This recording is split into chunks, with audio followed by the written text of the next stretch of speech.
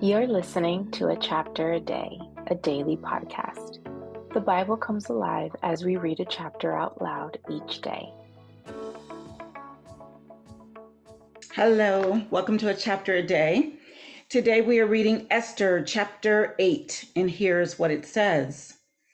That same day, King Xerxes gave Queen Esther the estate of Haman, the enemy of the Jews, and Mordecai came into the presence of the king, for Esther had told how he was related to her. The king took off his signet ring, which he had reclaimed from Haman, and presented it to Mordecai. And Esther appointed him over Haman's estate. Esther again pleaded with the king, falling at his feet and weeping. She begged him to put an end to the evil plan of Haman the Agagite, which he had devised against the Jews. Then the king extended the gold scepter to Esther, and she arose and stood before him. If it pleases the king, she said, and if he regards me with favor and thinks it the right thing to do, and if he is pleased with me, let an order be written overruling the dispatches that Haman, son of Hammedatha, the Agagite, devised and wrote to destroy the Jews in all the king's provinces. For how can I bear to see disaster fall on my people? How can I bear to see the destruction of my family?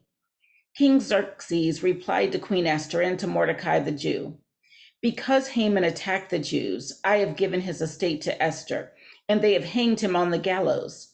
Now write another decree in the king's name in behalf of the Jews, as seems best to you, and seal it with the king's signet ring, for no document written in the king's name and sealed with his ring can be revoked. At once, the royal secretaries were summoned on the 23rd day of the third month, the month of Sivan.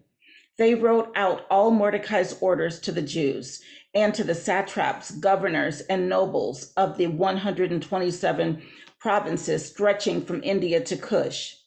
These orders were written in the script of each province and the language of each people, and also to the Jews in their own script and language. Mordecai wrote in the name of King Xerxes, sealed the dispatches with the king's signet ring, and sent them by mounted couriers who rode fast horses, especially bred for the king.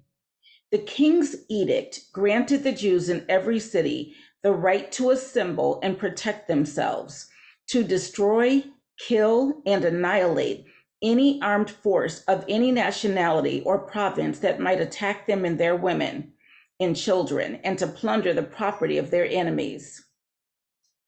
The day appointed for the Jews to do this in all the provinces of King Xerxes was the 13th day of the 12th month, the month of Adar. A copy of the text of the edict was to be issued as law in every province and made known to the people of every nationality, so that the Jews would be ready on that day to avenge themselves on their enemies. The couriers, riding the royal horses, raced out, spurred on by the king's command, and the edict was also issued in the citadel of Susa. Mordecai left the king's presence, wearing royal garments of blue and white, a large crown of gold, and a purple robe of fine linen. And the city of Susa held a joyous celebration. For the Jews, it was a time of happiness and joy, gladness and honor.